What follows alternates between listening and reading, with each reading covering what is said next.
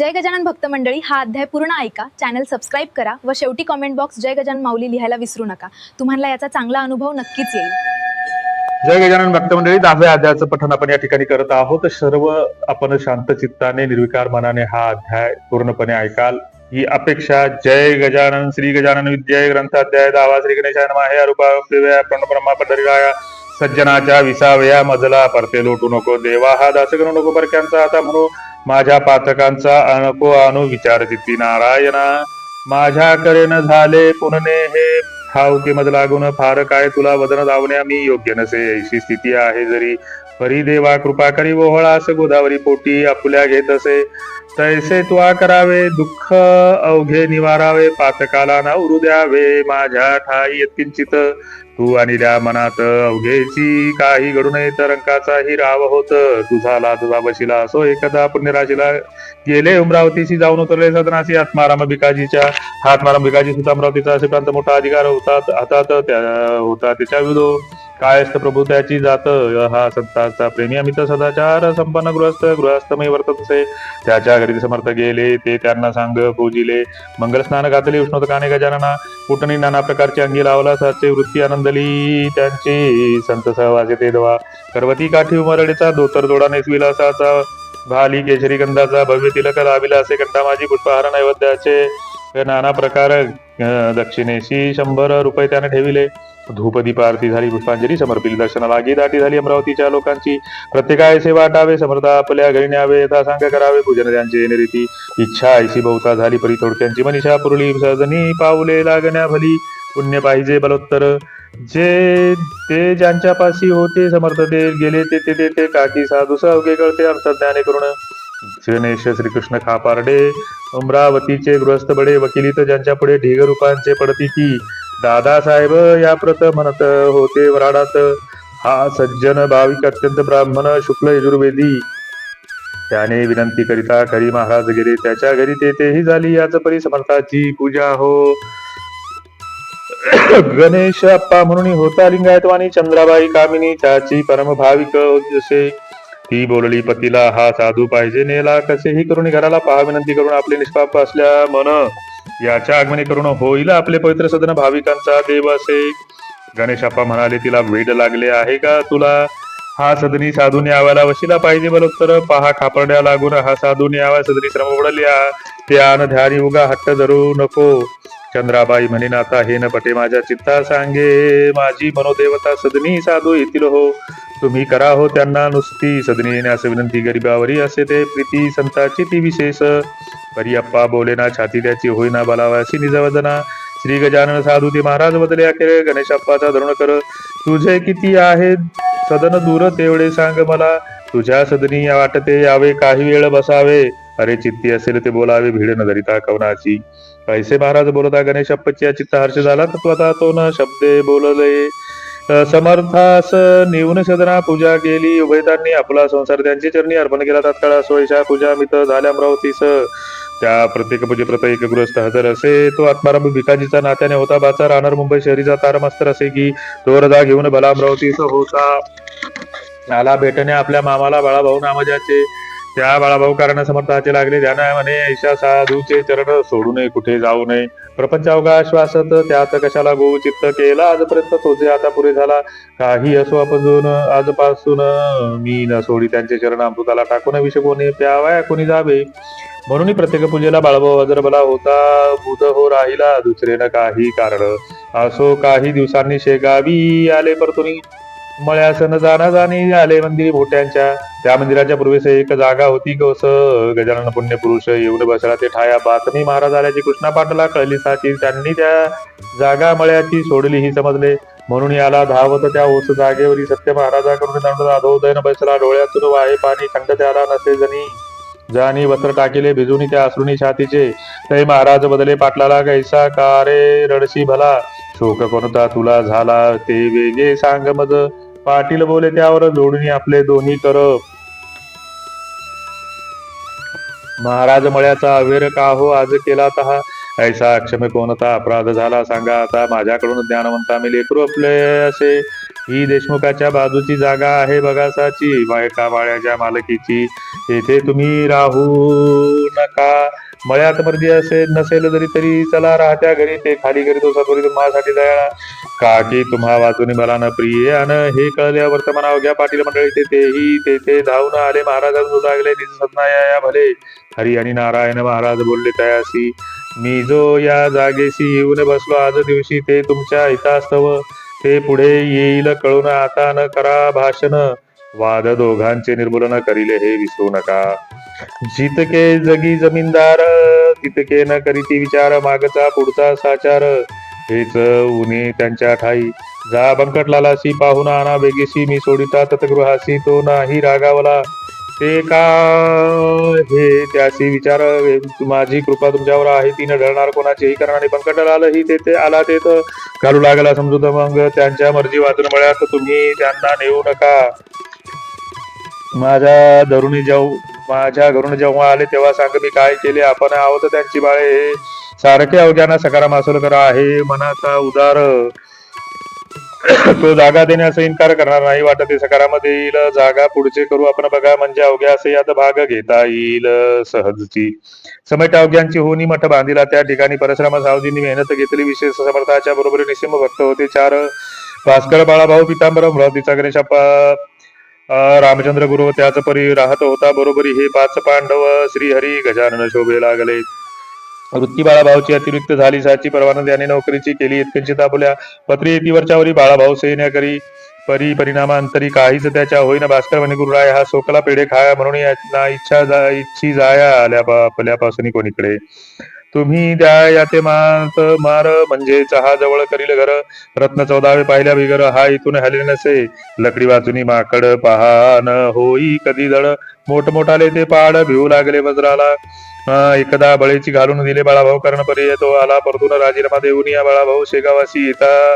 भास्कर बोलला त्याशी, का रे अम्हा. तो आला परतून राजीनामा देऊन ये बाळाभाऊ शेगावासी येता. भास्कर बोलला त्याशी, का रे आम्हा त्रास देसी. येथे येऊन वरच्यावर ओढाळ बैल हिरव्यावर पाहे पडाया निरंतर. त्यास जरी दिला मार तरी तो येई पुन्हा पुन्हा. तैसी लोचटा तुझी गुती तत्वदत्त निश्चिती झाली जायला व्यक्ती त्यानेच येथे यावे. हे अहंकाराचे भाषण समर्थांना कपले जाण. त्यांनी भास्कराच्या आज्ञाने उठावया कृत्य असे केले. एका गृहस्थाच्या हाती भली थोरली छत्री होती, ती गजाराने घेऊन याते बाळास जोडू लागले. मारता मारता मोडीली बुजो छत्री भली. मग एक मोठी घेतली भरीव काठी वळूची तिने मारणे सुरू केले. ते पाहता लोक भाळले, काही पळून गेले सोडून त्या मठाला. परी बाळा भाऊ तसाच पडला समर्थाच्या पुढे भला. काही म्हणती असेल मेला तो अशा माराने. भास्कर ही झाला चिंता दूर बाळाभाऊचा भाऊन मार. परी समर्थाच्या समोर बोलण्या छाती होईना, तीही काठी मोडली खरली बाळाभाऊच्या पाठीवरी. मग ते कंटाळून अखेरी तुडू लागले. तयाला जैसा का तो कुंभार माती तुडितो साचार, तैसाच केला प्रकार महाराजांनी तुडिण्याचा. मठी हा प्रकार चालला. शिष्य समुदाय पळत सुटला. कोणी गेले बरोवण्याला त्यांच्या आवडीच्या मंडळीच. बंकटलाल कृष्णाजी धावून आले मठामाजी. समर्थ हात धरण्याराजी कोणी तयार होईना. बंकटलाल म्हणे भीत समर्थ हा आपला भक्त. पुरे झाले या प्रत आता ऐसे तुडविणे. ऐसे एकदा भाषण समर्थ बदले हसून हे असंबंध भाषण का करिता कळेना. मीन बाळाशी मारिले नाही तयासी तुडविले. निरखून पहा चांगले म्हणजे येईल कळोनी. महाराज म्हणाले बाळाशी उठी वत्स वेगेसी. या आलेल्या मंडळीशी अंग तुझे दाखीव. ऐसी आज्ञा होता भला. बाळाभाऊ उठून बसला. लोक त्याच्या अंगाला पाहू लागले निरखुनी. तो वळाचे नाव नाही कोठेही न लागले काही. तो पहिल्या परीच होता पायी निमग्न आपल्या नांदात. त्या योगी भास्कराला बाळाभाऊचा अधिकार कळला. मग तोही त्या पुन्हा बोलला वेडे वाकडे बाळाशी. सोने कसाशी उतरते तेव्हाच त्याची किंमत कळते. आश्चर्य झाले समजता ते तो प्रकार पाहून. सुकलाल नामे अग्रवाला होता बाळाप्रला. श्रोते त्याच्या आगाराला एक गाय द्वाड होती. तिने गावात फिरावे. मुला माणसा तुडवावे. सशिक्षार्थी हुंदडावे. शिंगाने किया पुल्या. वाटेले त्या दुकानात गायीने शिरावयाची तो धान्याची. या टोपल्यात तोंडापुले खुपसावे. वाटेले तितके त्याचे खावे राहिलेले नासावे. तेल तुपाचे लवंडावे. पिंपांगाच्या धक्क्याने परी बांधित ठेविता चराटे तोडी. हा म्हणता साखळीची आणि ललगुता बांधत्या त्या गायीने. ती गाय नोहे वाघिने बाळापुरा. कारण लोक गेले कंटाळून त्रास शोषितात. येजा गाभान मुळीच होईना. कास कधीच धरीना. कोंडून ठेविता राहीना घरा माझी कोठेही. लोक म्हणती शुक्लाला देले खटकास या गाईला, किंवा मारून टाक तिला तूच गोळी घालून. शुक्लाला म्हणे लोकांशी, तुम्हीच मारून टाका तियेसी. वाटेल त्या प्रयत्नाशी करून या विविध हो. एका पठाणाने तिला मारण्याचा यत्न केला, गोळी भरणी बंद केला, टपून वयसला होता हो. ते कसे काय कोण जाणे कळले गाई कारणे, तिने येऊन शिंगाने पठाण पाळी लावताना मी परगावा नेऊन दिली होती का सोडून. परी ती आली परतून, त्याला सांगा काय करू. कैसे ऐकता लोक म्हणती आल्या, याला एक युक्ती गोविंद बुवाचा घोडा म्हणती समर्था ते गरीब केला. तूही या गायीला घेऊन जा नाशकाला, अर्पण करी समर्थाला म्हणजे अवघे संपले. साधूस गाय दिल्याचे पुण्य तुला लभेल साचे, आणि संकट आमुचे टळेल बापा त्या योगे. ते अवघ्यास मानवले गाय नेण्याचे ठरविले, तिला धरण्यासाठी केले प्रयत्न नाना परीचे, एकही यत्न नाही पळाला. शेवटी एका पटांगणाला हरळ कुंद्याचा ढिगा केला सारखी ठेवली शेजारी ती खाया लागून. गाय आली धावून, ती येता फास टाकून धरली 10-20 जणांनी. साखर दंडाने बांधून पुरी गाय घातली गाडीवरी आणली शेगाव भितरी गजाननासी द्यावया. जवळ शेगाव जसे जसे येऊ लागले तसे तसे स्वभाव पडला असे त्या गायीच्या पालट. समर्था पुढे येता क्षणी गाय झाली दिनवाणी, तिने लोचनी आणून पाणी पाहिले त्या पुण्यपुरुषा. महाराज म्हणाले अवघ्यांना, हा काय तुमचा मूर्खपणा. गायी सायशा यातना देणे काही बरे नव्हे. चारही पाय बांधले गळा साखर न लावित शिंगाची तीच गत केली चराटे कात्याच्या, ऐसा मोठा बंदोबस्त शोभत असे वाघिणी प्रत. ही गाय बिचारी साक्षात, तिला न ऐसे करणे बरे. अरे खुळ्यांनो, ही गाय अवघ्या जगाची आहे माय, तिला बांधिले हाय हाय केवढा कठीण प्रसंग आला. तिला आताच करा मुक्त, तीन हुंदडी कोणा प्रत परी लावण्या, तिला हात छाती कोणाची होईना. जो तो पाहुनी मागे सरे, ते समर्था आले त्वरे. आपल्या त्या पुनीत करे बंधनी तोडले धेनुचे, बंधने अवघे तुटता भली. गाय गाडीच्या खाली आली, पुढले पाय टेकिते झाले समर्था वंदन करावया. खाली घालून मान प्रदक्षिणा केल्या तिनं. समर्थाचे दिवे चरण चाटू लागले जिभेने, असा प्रकार तेथे झाला तो अज्ञानी पाहिले समर्थाच्या प्रभावाला, शेषही वर्णू शकेना. समर्थ म्हणाले धेनुस बाई कोणान द्यावा त्रास, या सोडून मठास कोठेही जाऊ नको. ऐसा घडता प्रकार अवघ्यांनी केला जय जयकार. उच्च स्वराने त्रिवार समर्थाच्या नावाचा बळापूरची मंडळी बाळापुरा निघून गेली. गाय तेथीची राहिली शेगावशी मठामध्ये. त्या दिवसापासून ठावे न तिला जराट जाण, देहसुज्ञ धेनुचे अवघे गुण तिच्या ठाई पातले. अजून त्या शेगावात तिची संतती नांदते, जे काही वदती ब्रह्मवेते तेच इथे घडून येते. सो एक कारंजाचा लक्ष्मण गुडे नामाचा विप्रवाजसनी, शाखेचा धनकनक कनक संपन्न असे. त्याशी रोग झाला पोटात, उपाय केले तर अत्यंत परिणाला, गुण किंचित घरच सारा व्यर्थ गेला. त्याने समर्थाची कीर्ती वर्णोपकरणी ऐकली होती, म्हणून सहपरवारी सत्वरगती आला शेगाव. कारण रोग वेदने चालवण्यात होते, त्या लक्ष्मणा दोघा तिघांनी उजळून जाणं आणला त्या मठात. करण्यानुष्ठा नमस्कार समर्थ होते शरीर, पतीच्या यातना हरण कराव्या पण अमृताचे दर्शन होता का, यावे मरण माझ्या कुंकावा लागून.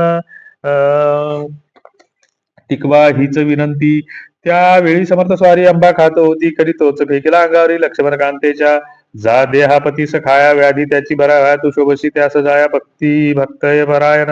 यापुढे न काही बदले चिली मोडू लागले श्री गजानन स्वामी भले आपल्या मठात शेगावी. भास्कर म्हणे अहो बाई, आता न बसा ये ठाई, आपल्या पतीस लवलाही जा घेऊन कारंजा ते. प्रसाद आंब्याचा जो का तुला समर्थ करी प्राप्त झाला, तोच घाली खावायला आपल्या पती कारणे. याने तुझे होईल काम गुण अतिउत्तम. लक्ष्मणासी आरंभ होईल आंबा खाताच. बाई घेऊन आंब्याला इथे झाली कारंजाला, प्रसाद गाऊ घातला आंब्याचा त्या आपल्या पतीस. निजगृही जोड पेया आले, हप्त पुसू लागले. शेगावात काय घडले ते सांगावे साकल्ले. बाईने अवघे वर्तमान कळविले लोकाला, गुण आंब्याचा तो प्रसाद म्हणून दिला समर्थे मज लागी. आणि आज्ञा केली वरी खाऊ घाला, त्या तरी आंबा प्रसाद निज करी आपल्या त्या पतीला. त्याप्रमाणे मीही केले, आज सकाळी खाऊ घातले. हे वैद्याने जई ऐकले तई त्या वाटले वाईट. अहो बाई तुम्ही काय केले तर हे हाय हाय, आंबा हेच कुपथ्य होय या पोटातील रोगाला. माधव निदानी हेची कथिले, सुश्रुतानीही वर्णिले, निकटानेही कथन केले. शारंग धर्मने ऐसेची तुम्ही तो प्रसाद दिलेला, पाहिजे होता भक्षण केला. पत्नीचे पुण्य पतीला उपयोगी पडत असे. ऐसे वद्य बोलले आपते अवघे घाबरले, जे ते टोचू लागले. लक्ष्मणाच्या पत्नीस परी झाले अघटित, लक्ष्मणाचे पोट सत्य रेच होनी. अकस्मात मऊ होऊन गेले. शौचा वाटे व्याधी गेली, हळूहळू शक्ती आली.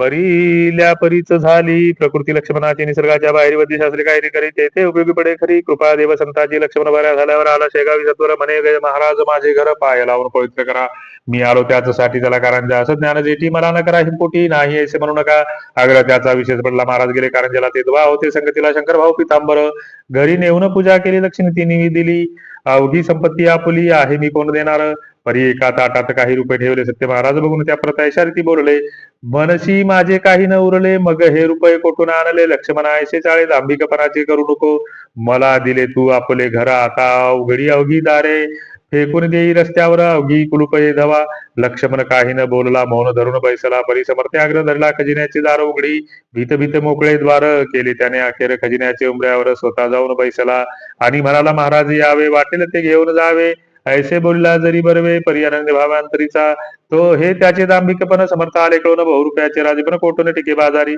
तैसे कडून वृंदावन वरुणी पाहता दिसे छान पर्यंतरी कडवटपणा पूर्ण त्याच्या भरले असे सोडून त्याच्या घराशी उपाशी निघाले पुण्य राशी दांभिकाच्या सदनाची संतन होती तृप्त कथा ऐसे तेथे त्याच्या घराची वा धनदौलतीची गरज समर्था नव्हती साची हे ते वैराग्याचे सागर परी तो जे काही बोलला त्याचा सत्यपणा पाहिला खोटेपणाचा रागाला म्हणून गेले उठून जाता जाता बोलले माझे माझे मनसी भले भोग आता त्याची फळे माझा उपाय त्यास नसे मी कृपा करावया आलो होतो येठाया याही पेक्षा दुपट द्याया परी ते न तुझे प्रारब्धी तेच पुढे झाले सत्य एका 6 महिन्यात अवघी लक्ष्मी झाली बसत त्या भिक्षेची वेळ आली म्हणून श्रोते प्रमाणात खोटेपणा न खपे येत किंचित याचसाठी हे चरित्र समर्थे घडून आणले श्री गजानन चिंतामणी त्या गार काय क्षोभानी वया सुवर्णा लागुनी भूष व्हावे काकतीला ते स्वस्ती श्रीदास गणो विरचित हा श्री गजानन विजय नामे ग्रंथ सदा भाविक परिसोदनीच कल्याण व्हावया शुभम भवतु हरिहरपन मस्तु इति श्री गजानन विजय ग्रंथस्य 10व अध्याय समाप्त जय गजानन श्री गजानन सद्गुरु माऊली गजानन महाराज की जय।